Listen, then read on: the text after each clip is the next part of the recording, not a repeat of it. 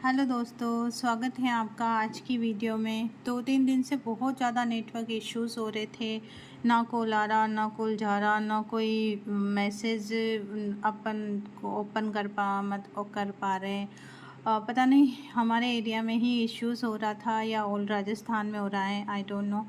But मेरे mobile में तो बहुत ज़्यादा इश्यूज़ हो रहा था, यहाँ तक कि कोई मैसेज ओपन करते हैं या कोई ऐप ओपन करते हैं वो भी नहीं हो रहा था। आज जाके थोड़ा बहुत सही चला है, तो आज मैंने सोचा है कि आज वापस शुरू करते हैं वीडियो अपनी। और अपने यहाँ तक टॉपिक हो गए थे, यहाँ हमने ये सारी बुक्स पढ़ी और इनके राइटर्स पढ़े थे, तो एक बार वापस इनको रिवाइज़ करना आप। इसके बाद हमने छोड़ा था विचारधारा के अंत पे, तो शुरू करते हैं। आज हम विचारधारा के अंत पर हमने छोड़ा था, यहीं से शुरू करते हैं। विचारधारा का अंत, विचारधारा का अंत, and of ideology. And of ideology 1960 के प्रारंभ में विचारधारा का अंत की एक नई संकल्पना राजनीति सिद्धांत में सामने आई। इसके मुख्य प्रणेता अमेरिकी समाजशास्त्री डैनियल बेल 1919 2011 इनका, डैनियल बेल का 1919 से 2011 इनका जीवन काल रहा है। इनने अपनी कृति the end of ideology question आ जाए तो आपको याद रखना है डैनियल बेल की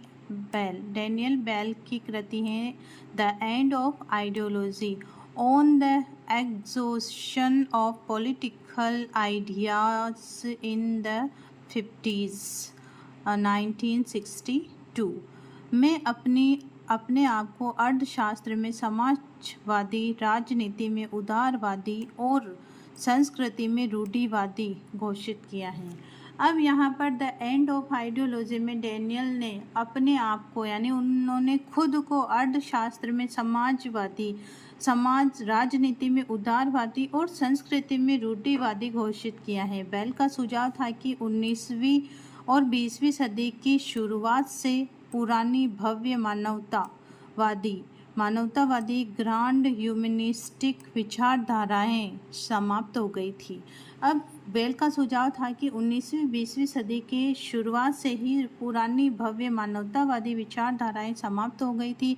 जल्द ही नई अधिक पारलौकिक विचारधाराएं पैदा होगी। डेल का कृत है कि राजनीतिक विचारधारा समझदार लोगों के बीच अप्रासंगिक हो गई है और यह भविष्य की राजनीति मौजूदा व्यवस्था के एक अंश तकनीकी समायोजन से प्रेरित होगी। The coming of the post industrial society 1973 और the cultural contradictions of capitalism 1976 Bell की अन्य प्रमुख कृतियाँ हैं। तो यहाँ पर हमने एक कृति यहाँ पढ़ी है द एंड ऑफ आइडियोलॉजी और दूसरी कृति है the coming of the post industrial society इनकी दूसरी कृति है। और तीसरी कृति यहाँ लिखा हुआ है द कल्चरल कंट्रडिक्शंस ऑफ कैपिटलिज्म 76। एक तो हो गया वो 1962 के अंदर, दूसरी 1973 में, तीसरी है इनकी 1976 के अंदर लिखी गई बेल की प्रमुख कृतियाँ हैं। सीमोर मार्टिन लिप्सेट अमेरिकी समाजशास्त्री हैं जिन्होंने अपनी कृति political man the social basis of politics 1960 में राजनीतिक व्यक्ति की समाप्ति की घोषणा की है। उनके अनुसार राजनीतिक व्यक्ति की शब्दावली वैचारिक प्रतिबद्धता को प्रदर्शित करती है जो अब पश्चिम के समाजों में समाप्त हो रही है। जूडिथ एंड स्कलर 1928 से 1992 में अपनी कृति after utopia the decline of political faith 1957 में राजनीतिक प्रतिबद्धता के अभाव के परिदृश्य को प्रकट किया है। फ्रेडरिक जैम्सन अपनी कृति post modernism and the cultural logic of late capital 1991 में स्पष्ट करते हैं कि विचारधारा की समाप्ति का युग आ गया है। फ्रेडरिक जैम्सन भी यही समर्थक हैं उनके बेनियल के, जिसमें ये कहते हैं कि modernism and the cultural logic of late capital 1991 में इनकी यह कृति लिखी गई। इसमें भी इन्होंने यही कहा है कि विचारधारा की समाप्ति का युग पुनः आ गया है। अब यहाँ पर हम पढ़ते हैं इतिहास का अंत एंड ऑफ हिस्ट्री। इतिहास का अंत एक राजनीतिक एवं दार्शनिक अवधारणा है जो ये मानती है कि एक विशेष राजनीतिक, आर्थिक या सामाजिक व्यवस्था विकसित हो सकती है जो मानवता के सामाजिक विकास और मानव सरकार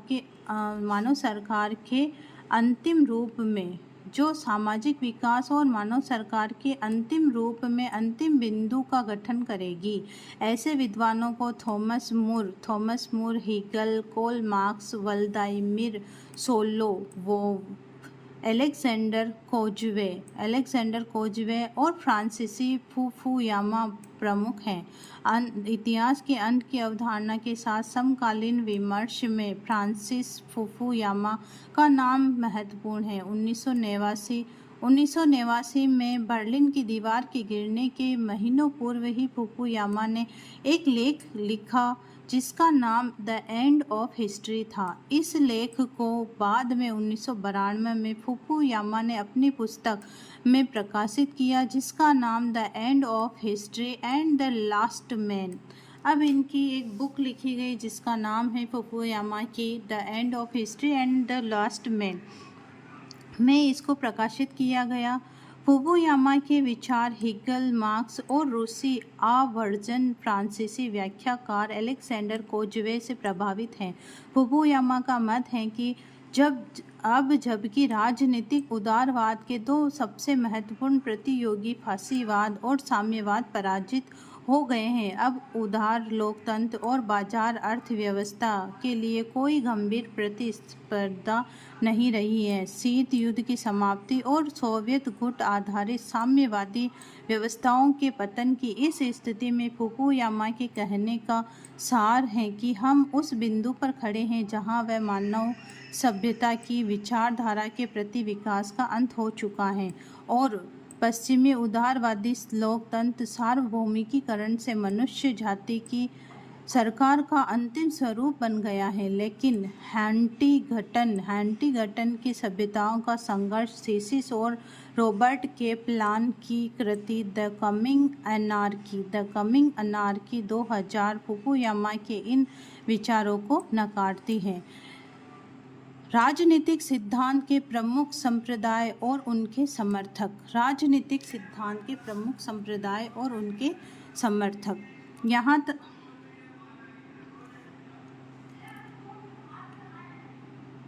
संप्रदाय को पाश्चात्य संस्कृति में स्कूल के नाम से जाना जाता है। केंद्रीय मुद्दे सेंट्रल इश्यूज एंड विद्वान।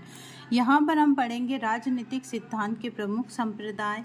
यहाँ पे हैं सबसे फर्स्ट शिकागो संप्रदाय के केंद्रीय मुद्दे मतदान व्यवहार, तुलनात्मक राजनीति, राजनीतिक मनोवैज्ञानिक, अफ्रीकी अमेरिकी राजनीति शोध पद्धति, शहरी राजनीति और इनके प्रमुख विद्वान थे Charles Merriam, Lasswell, David Easton, Gabriel, Almond V O Key Dimock, Gosnell, Herbert Simon, Quincy Wright and David Truman. दूसरा है कैम्ब्रिज संप्रदाय में राजनीतिक चिंतन का इतिहास केंद्रीय मुद्दे हैं। इनके बौद्धिक इतिहास और संदर्भीय दृष्टिकोण। विद्वान हैं प्रमुख Quentin Skinner, J.G.A. Pocock, Peter Laslett, John Dunn, James Tully, David Runciman, Raymond GS.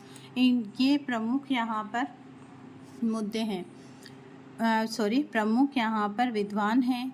अगला है फ्रैंकफर्ट संप्रदाय।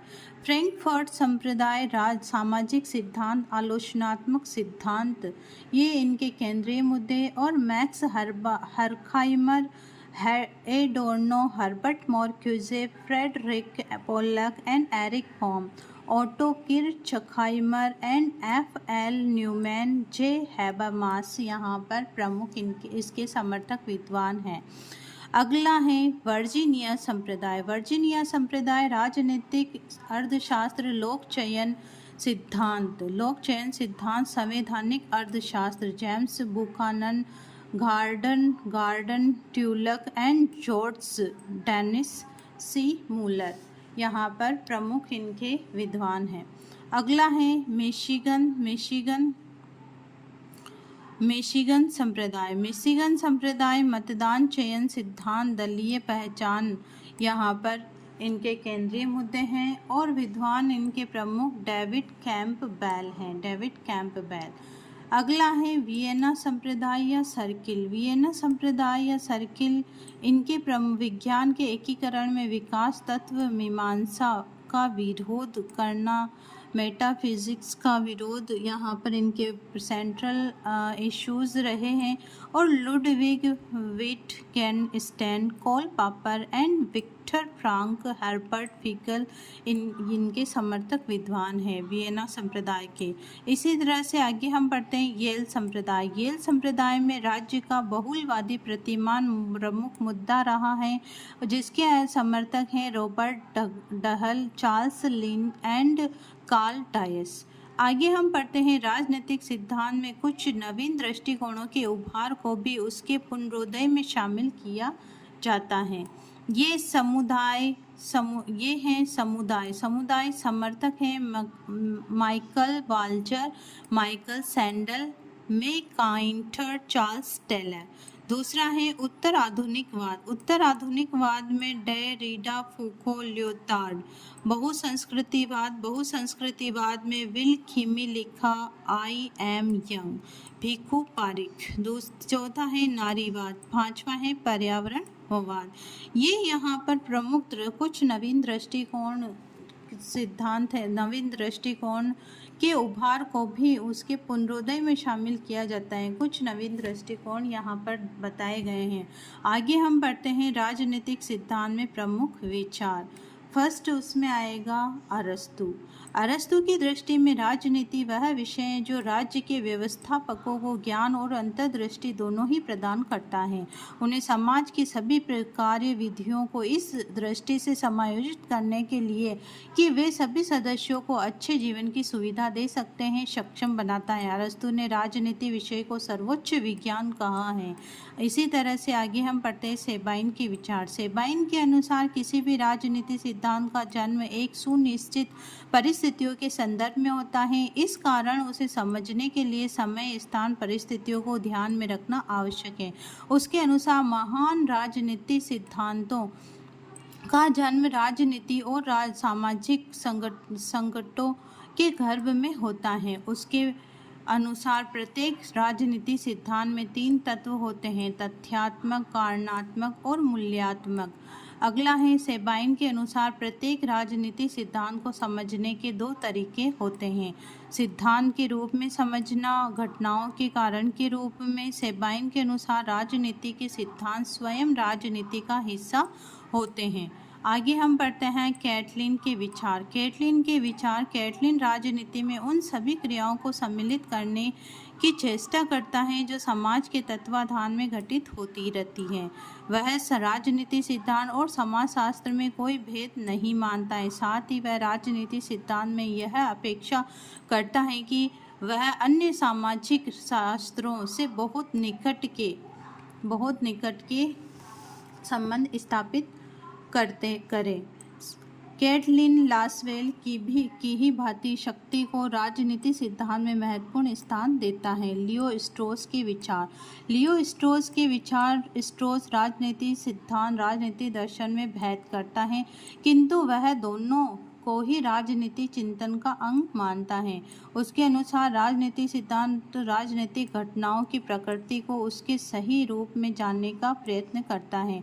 स्ट्रोस का मानना है कि राजनीति सिद्धांत के ऐतिहासिक पक्ष पर बहुत अधिक जोर देकर इतिहासवादियों ने उसे उसके वैज्ञानिक स्वरूप से हटाने का प्रयत्न किया है। अब उसके वैज्ञानिक पक्ष पर आवश्यकता से अधिक बल देकर उसे लोगों ने जो राजनीति सिद्धांत के वैज्ञानिक पक्ष के प्रतिपादक हैं उसके मूल रूप में ही खंडित करने की चेष्टा की है। आगे हम पढ़ेंगे कॉल जे फ्रेडरिक के विचार, जो हम अगली वीडियो में पढ़ेंगे कॉल जे फ्रेडरिक, क्योंकि 15 मिनट हो चुके हैं और आफ्टर 15 मिनट्स फिर आवाज़ और वीडियो अलग अलग चलेगी।